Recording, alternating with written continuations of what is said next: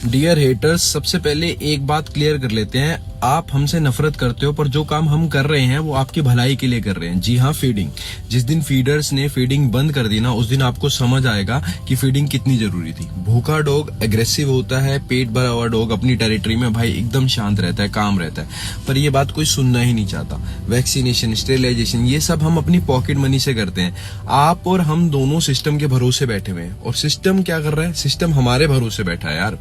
Problem dogs नहीं है, problem management है। एक डॉग ने अगर किसी को काट लिया तो गलती उस डॉग की कम, सिस्टम की ज्यादा होती है। अगर उसका वैक्सीनेशन और स्टेरिलाइजेशन टाइम पे हुआ होता तो हादसा होता ही नहीं। जैसे ब्रिज गिरता है तो ब्रिज दोषी नहीं होता, उसमें मिलावट करने वाले दोषी होते हैं। वैसे ही यहाँ पे भी हो रहा है। आप इस बात को समझो। हम आपसे लड़ना नहीं चाहते हैं, हम आपसे को एग्जिस्टेंस चाहते हैं। डर आपको भी लगता है और वो वाकई में जेन्युइन है, पर उस डर का सॉल्यूशन किलिंग नहीं है, सॉल्यूशन साइंस है।